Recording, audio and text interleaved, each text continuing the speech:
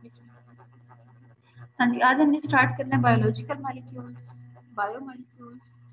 कुछ थोड़ा बहुत आइडिया होगा आपको पहले भी इससे मुताबिक, तो आप में से कोई बताए कि क्या आइडिया है आपको इससे पहले बायोमॉलिक्यूल्स। अब तो हम इंशाल्लाह इसको डिटेल से पढ़ेंगे, लेकिन आप क्या जानते हैं बायोमॉलिक्यूल्स के बारे में, बायोलॉजिकल मॉलिक्यूल्स के बारे में?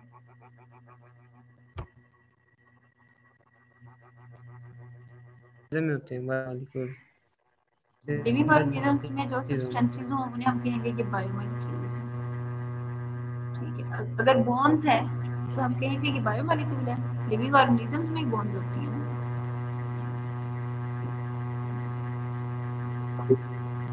हाँ जी, किससे हम कहेंगे कि ये बायोमॉलिक्यूल है?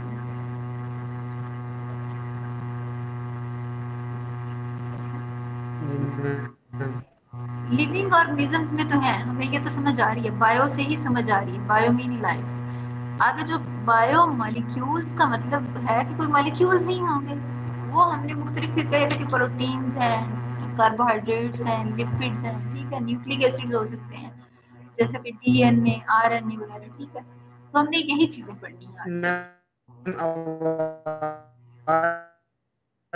आपकी तरफ शायद सिग्नल्स का इशू है, इस वजह से आपकी अपनी आवाज भी डिस्टॉर्टेड आ रही है, क्लियर नहीं आ रही है। चलिए, आपके साथ रिकॉर्डिंग शेयर कर ली जाएगी, आप इसको ध्यान से सुन के अपने नोट्स बना लीजिएगा, ठीक है। अच्छा, हमने बायोमॉलिक्यूल्स के बारे में पढ़ना है कि बायोमॉलिक्यूल जो है, सबसे पहले तो उसको आप समझ लें कि वो होते क्या है, वो किस तरह से बने होते हैं।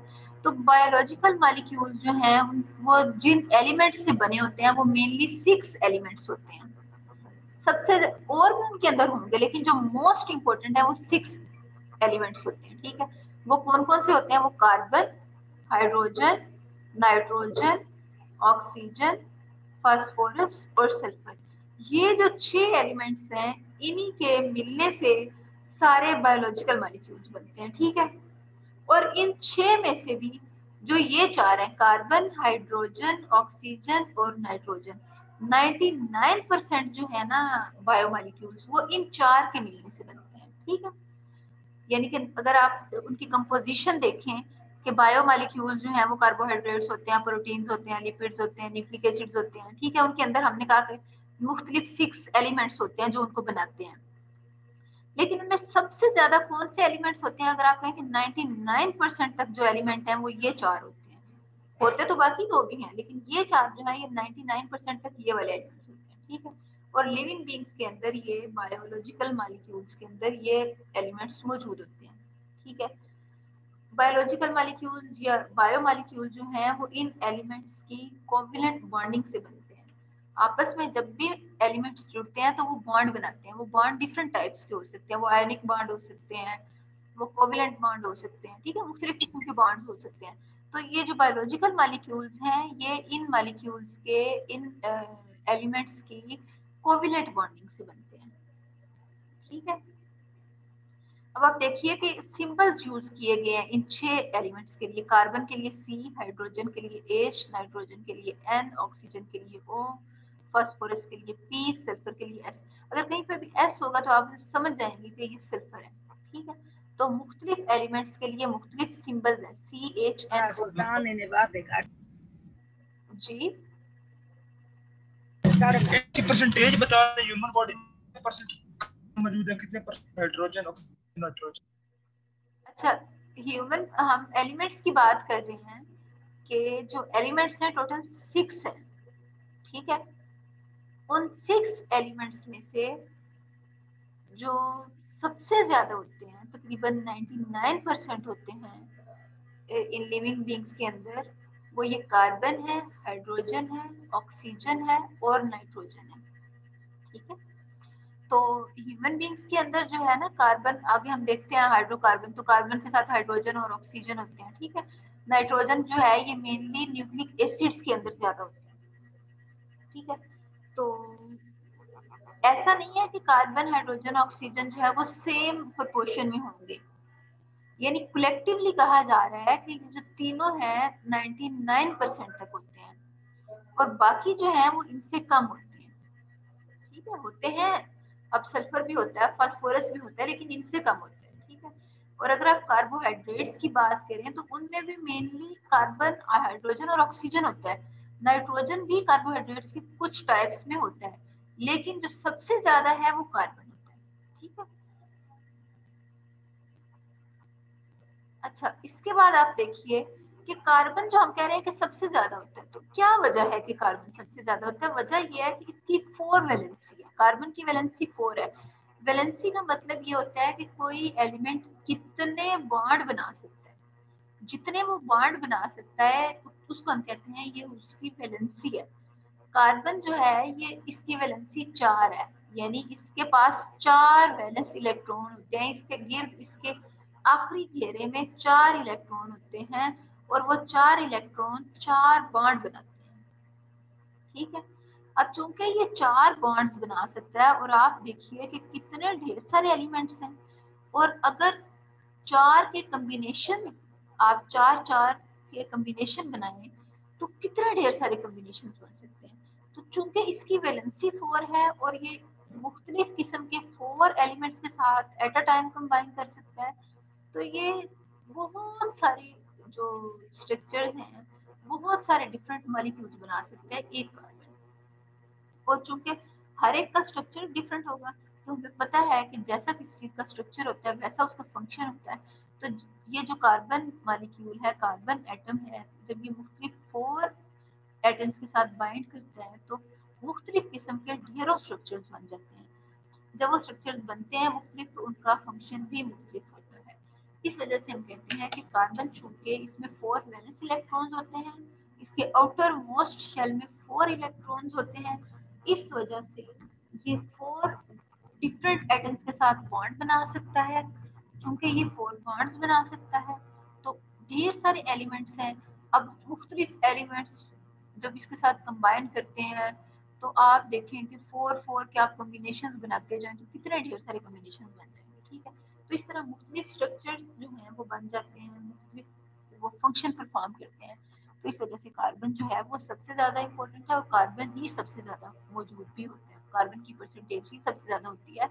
वो इस वजह से भी होती है कि कार्बन जो है वो लॉन्ग चेन्स बना सकता है। ठीक है, लॉन्ग चेन वो आगे हम देख लेते हैं किस तरह बना सकता है। और रिंग स्ट्रक्चर भी, जब चेन के दोनों सिरे आपस में कंबाइन कर लें तो रिंग स्ट्रक्चर बन जाएगा। ठीक है, अब ये जो रिंग स्ट्रक्चर है या ये लॉन्ग चेन है, ये स्केलेटन के तौर पे एक्ट करती है। इसी कार्बन स्केलेटन के साथ फिर और एलिमेंट आके बाइंड करते जाते हैं। ठीक है, अब हम ये देख लेते हैं कि जो बायोमोलिक्यूल्स हैं या जो बायोलॉजिकल मॉलिक्यूल्स हैं ये कौन कौन से होते हैं। हमने ये तो कह लिया कि ये फला elements carbon, hydrogen, oxygen, nitrogen और सल्फर और फास्फोरस के मिलने से बनते हैं बायोमोलिक्यूल्स। तो होते कौन कौन से बायोमोलिक्यूल्स हैं? बायोमोलिक्यूल जो हैं ये ऑर्गेनिक मॉलिक्यूल्स होते हैं। ठीक है, ऑर्गेनिक मॉलिक्यूल्स होते हैं और ये लार्जर होते हैं, मैक्रो मॉलिक्यूल्स होते हैं, यानी इनका साइज जो है ये बड़ा बड़ा होता है। पॉलीमर्स बनाते हैं ये, एक के साथ दूसरा जुड़ता है, दूसरे के साथ तीसरा, यानी कि लाखों सब यूनिट्स जुड़ के, हजारों सब यूनिट्स जुड़ के तो एक मॉलिक्यूल बनाते हैं। इस वजह से हम इसे कहते हैं ये मैक्रो मॉलिक्यूल बनाते हैं। माइक्रो नहीं, macro. Macro mean big, large, और माइक्रो मीन स्मॉल। तो लार्जर मॉलिक्यूल जो है वो ये बायोमोलिक्यूल्स होते हैं। अब आगे इसकी एग्जांपल लिखी हुई है कि कार्बोहाइड्रेट्स हो सकते हैं, प्रोटीन हो सकते हैं लिविंग ऑर्गेनिजम्स के अंदर। ठीक है, अब चाहे कोई एक बैक्टीरिया है, चाहे कोई प्लांट है, चाहे कोई और बिग एनिमल है, जैसे आप कहें कि हायर एनिमल्स में आपके जो ह्यूमन बींग्स हो गए। ठीक है, या आप कैट की बात कर लें, आप उसके अलावा गोट की बात कर लें, डॉग की बात कर लें। ठीक है, अब किसी की भी बात करते हैं जो लिविंग बींग्स हैं, चाहे वो प्लांट्स हैं, चाहे वो एनिमल्स हैं, चाहे वो माइक्रो ऑर्गेनिजम्स हैं, आप जिसकी भी बात करते हैं, जब आप कहते हैं ना कि लिविंग बींग्स में बायोमोलिक्यूल्स मौजूद होते हैं, तो इसका मतलब ये होता है कि वो सारों के अंदर ही फिर कार्बोहाइड्रेट्स, प्रोटीन्स, न्यूक्लिक एसिड्स मौजूद होंगे। अब ऐसा नहीं होगा कि जो वायरसेस और बैक्टीरिया के अंदर कार्बोहाइड्रेट्स हैं वो कोई और हों और जो ह्यूमन बींग्स के अंदर है वो कोई और है, जो प्लांट्स में है वो कोई और है, जो कीड़ों मकोड़ों में है वो कोई और है। नहीं, ऐसा नहीं होता। प्रोटीन्स, कार्बोहाइड्रेट्स और फैट्स, न्यूक्लिक एसिड्स, जो भी ये मैक्रोमोलिक्यूल्स है ना, ये जिन भी ऑर्गेनिजम्स के अंदर हैं वो सेम है।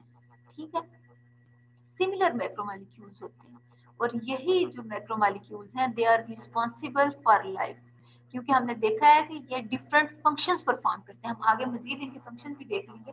अभी तो हमने सिर्फ कार्बन की देखी है कि कार्बन कितने ढेरों ढेर मॉलिक्यूल्स बना सकते हैं और हर एक डिफरेंट फंक्शन परफॉर्म करता है, ठीक है। अच्छा, ये जो बायोमॉलिक्यूल्स हैं ये लिविंग बीइंग्स के अंदर नेचुरली मौजूद होते हैं, ठीक है।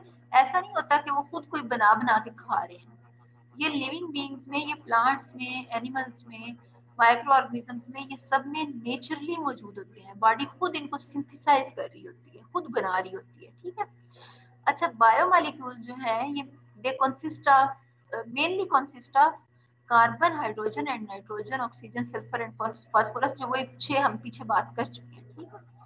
अच्छा, अब कौन कौन से मॉलिक्यूल्स हो सकते हैं बायोमॉलिक्यूल्स? प्रोटीन्स हो सकती हैं, कार्बोहाइड्रेट्स हो सकते हैं, लिपिड्स हो सकते हैं, न्यूक्लिक एसिड, न्यूक्लिक एसिड्स होते हैं ये डीएनए और आरएनए, ठीक है, जो हेरिडिटी मटेरियल है हमारा, जो विरासती मादा है, ठीक है, वो जो है वो न्यूक्लिक एसिड से बनता है। तो डिफरेंट मैक्रोमॉलिक्यूल्स हो सकते हैं, ये जो यहाँ हमने पढ़ लिए, ठीक है। अब मेनली तो यही मैक्रोमॉलिक्यूल्स होते हैं, प्रोटीन्स, कार्बोहाइड्रेट्स, लिपिड्स, ठीक है, न्यूक्लिक एसिड्स। लेकिन बाज दफा ये होता है कि स्मॉल मॉलिक्यूल्स को भी हम कहते हैं ये भी बायोलॉजिकल मॉलिक्यूल्स हैं, ठीक है। जैसे अगर प्रोटीन्स की ब्रेक डाउन करें तो इससे अमीनो एसिड्स बनेंगे, ठीक है। कार्बोहाइड्रेट्स की आप ब्रेक डाउन करें तो इनसे भी शुगर रिलीज होगी। लिपिड्स की आप ब्रेक डाउन करें तो फैटी एसिड्स बन जाएंगे। तो इनको तोड़ने से प्राइमरीली जो चीजें हमें ऑब्टेन होती हैं, जो चीजें हमें मिलती हैं, या उन चीजों को फिर मजीद तोड़ने से जो आगे और चीजें मिलती हैं, जैसे अगर आप प्रोटीन्स को तोड़ते हैं तो आपको चेन्स ऑब्टेन होंगी, ठीक है। उन चेन्स को आप तोड़ें तो अमीनो एसिड्स होंगे। तो एक प्राइमरी प्रोडक्ट्स होती हैं जो इमीडिएट प्रोडक्ट होती हैं। जब आप किसी चीज को ब्रेक डाउन करते हैं उससे जो चीज ऑब्टेन होती है उसे हम कहते हैं प्राइमरी प्रोडक्ट है। फिर उस प्राइमरी प्रोडक्ट की आप जब ब्रेक डाउन करें तो उससे सेकेंडरी मेटाबोलाइट हासिल होंगे, ठीक है। ये तोड़ना और जोड़ना हमने कहा था ना, मेटाबॉलिज्म है। तो जो चीजें बन टूट रही होती है उन्हें हम कह रहे होते हैं ये मेटाबोलाइट्स हैं, ठीक है। तो मेटाबोलाइट्स जो हैं उन्हें भी हम कहते हैं ये बायोमॉलिक्यूल्स हैं, ठीक है। अच्छा, अब बायोमॉलिक्यूल जो हैं ये लार्जर इन साइज होते हैं, they are very large molecules of many atoms, ठीक है। और वो एटम्स जो है ये 6 किस्म के हो सकते हैं, hydrogen, carbon, nitrogen, oxygen, sulphur और फास्फोरस। ये कोवैलेंटली बॉन्डेड होते हैं, ठीक है, मजबूती से एक दूसरे के साथ जुड़े होते हैं, कोवैलेंट बॉन्ड्स इन्होंने बनाए होते हैं। अच्छा, अब कुछ चीजें जो याद रखने की हैं वो आप ये याद रखें, ऑर्गेनिक मॉलिक्यूल्स का मतलब है अब कम से कम उनके अंदर कार्बन और हाइड्रोजन जरूर हो, ठीक है। अगर कोई चीज ऐसी है जिसके अंदर हाइड्रोजन है, ऑक्सीजन है, सल्फर है, तो आप इस बेस पे उसको ये नहीं कह सकते कि ये ऑर्गेनिक है। किसी भी चीज के ऑर्गेनिक होने के लिए कम से कम जरूरी है कि उसके अंदर कम से कम कार्बन और हाइड्रोजन हो, ठीक है। तो organic molecules that contain at least carbon and hydrogen, ठीक है। फिर ये कि हम एक वर्ड यूज करते हैं macro molecule. Macro mean giant, big, large, large biological molecule, ठीक है। जैसे डीएनए बहुत लंबा होता है, ठीक है। प्रोटीन जो है अमीनो एसिड्स जुड़ के एक दूसरे के साथ लंबी चेन्स बनाती हैं। तो मैक्रो मॉलिक्यूल्स क्या है? Large biological molecules. Macro mean large, ठीक है। एक और टर्म जो आगे हम यूज करेंगे बहुत ज्यादा, मोनोमर और पॉलीमर। इनको भी समझने की जरूरत है कि मोनोमर जो है वो रिलेटिवली सिंपल मॉलिक्यूल्स होते हैं और ये बिल्डिंग ब्लॉक्स के तौर पे।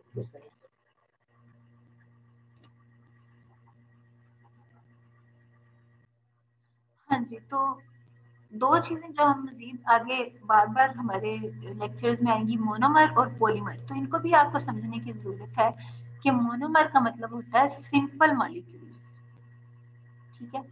सिंपल मॉलिक्यूल्स जो बेसिक बिल्डिंग ब्लॉक्स होते हैं किसी भी बड़े लार्ज मॉलिक्यूल को बनाने में। जैसे अगर आप बात करें कि एक दीवार है, बड़ी सी दीवार बनी हुई है, ठीक है, लेकिन किस चीज से बनी हुई है? ईंटों से बनी हुई है। तो ईंटें जो है वो उसके बेसिक बिल्डिंग ब्लॉक्स है। यह एक लड़ी है, उसमें आपने मोती प्रोए हुए हैं। आप देखेंगे, आप कहेंगे लंबी सी मोतियों की लड़ी है, लेकिन एक एक मोती जुड़ा है तो एक लंबी लड़ी बनी है ना मोतियों की। तो जो एक एक मोती है ना वो एक एक मोनोमर है, वो एक एक बिल्डिंग ब्लॉक है। तो एक एक मॉलिक्यूल के एक एक मोनोमर के मिलने से एक पॉलीमर बन जाता है जो कि लार्जर मॉलिक्यूल होता है। और मोनोमर क्या है? वो बेसिक बिल्डिंग ब्लॉक्स हैं। और बेसिक बिल्डिंग ब्लॉक्स जब वन बाय वन जुड़ते हैं तो वो एक पॉलीमर बनाते हैं। पॉलीमर क्या है? जॉइंट मॉलिक्यूल है that is made up of many similar repeating subunits that are joined together in a chain, अच्छा, अब आप एग्जांपल देखें मोनोमर्स की और पॉलीमर्स की, कि मोनोमर्स जो है वो मोनोसेक्राइड्स भी हो सकते हैं, वो कोई ऑर्गेनिक बेसिस भी हो सकती हैं, ठीक है, वो इमाइनो एसिड्स भी हो सकते हैं, वो फैटी एसिड्स भी हो सकते हैं, ठीक है। अब ये मोनोमर्स हैं, फैटी एसिड्स एंड दीज रोल, ये भी मोनोमर हो सकते हैं कि आपस में ये जुड़े तो क्या पॉलीमर बनेगा, लिपिड्स। इमाइनो एसिड्स आपस में जुड़े तो प्रोटीन्स बन जाएंगे। यानी इमाइनो एसिड्स क्या है, बेसिक यूनिट है, इनके जुड़ने से कौन सा पॉलीमर बनेगा, प्रोटीन। अब ऑर्गेनिक बेसिस हैं, इनके अंदर अगर मोनोसेक्राइड भी ऐड हो जाए तो कौन सी आगे चीज बनेगी, न्यूक्लियोटाइड। न्यूक्लियोटाइड्स जब आपस में जुड़ते जाएंगे तो क्या चीज बन जाएगी, न्यूक्लिक एसिड, ठीक है। मोनोसेक्राइड्स आपस में जुड़ेंगे तो पॉलीसेक्राइड्स बन जाएंगे, ठीक है। तो ये जो चीजें हैं, ये कुछ टर्म्स हैं जो आपने याद रखनी है कि मोनोमर्स, पॉलीमर्स, मैक्रोमोलिक्यूल्स, इसका क्या मतलब है, ठीक है। अब मोनोसेक्राइड जो है ये मोनोमर्स हैं, क्या बना रहे हैं, पॉलीसेक्राइड्स। पॉलीसेक्राइड क्या है, ये पॉलीमर है, ठीक है। तो इस तरह से अब आप देख लें कि अमीनो एसिड जो है वो मोनोमर है, यानी बेसिक बिल्डिंग ब्लॉक्स है, और उनके जुड़ने से क्या बन रहा है, protein. Fatty acids and glycerol के जुड़ने से क्या बन रहा है, लिपिड्स, ठीक है। और मोनोसेक्राइड्स क्या बना रहे हैं, कार्बोहाइड्रेट्स बना रहे हैं। अच्छा, अब जो हमारी लाइफ के लिए बायोमोलिक्यूल जरूरी है, यहाँ पे आप देख भी सकते हैं न्यूक्लिक एसिड्स, ये देखिए ये नाइट्रोजनस बेसिस है, ऑर्गेनिक बेसिस है, ये बेसिस आपस में जुड़ी हुई है, ठीक है। और ये क्या बना रही है, न्यूक्लिक एसिड्स। प्रोटीन्स किस तरह बने, अमीनो एसिड्स के जुड़ने से। कार्बोहाइड्रेट्स में भी आप देखिए लॉन्ग चेन्स है, कैसे बने हैं, मोनोमर्स के जुड़ने से आपस में। मोनोमर्स कौन से थे, मोनोसेक्राइड्स। लिपिड्स हैं, लिपिड्स आपस में किस तरह, देखिए लंबी लेयर है लिपिड्स की, लंबी लेयर्स, ठीक है। ये किस तरह जुड़े हैं आपस में, इन्होंने बॉन्ड बनाया फैटी एसिड्स ने और ग्लिसरॉल ने, ठीक है। अब ये जो सारी हमारी थी डिस्कशन, ये थी बायोमोलिक्यूल्स से रिलेटेड, कि बायोमोलिक्यूल्स क्या बनाते हैं, कौन कौन से होते हैं, कैसे बनते हैं, और क्यों इम्पोर्टेंट है, और बेसिक जो इनका यूनिट है वो क्या है, ठीक है। तो ये जो सारा हमारी ये जो डिस्कशन थी, ये थी बायोमोलिक्यूल सिंपली। तो अब आप बताइए, अगर कोई पॉइंट इसमें से आपको ना क्लियर हुआ हो, कोई बात आपको ना समझ आई हो, तो आप बताइए।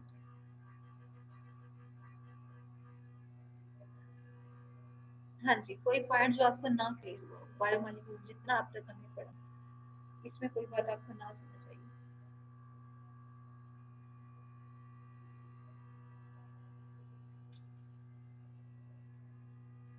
हाँ जी, सारा समझ आ गया। जी अहमद, सारा क्लियर हो गया आपको।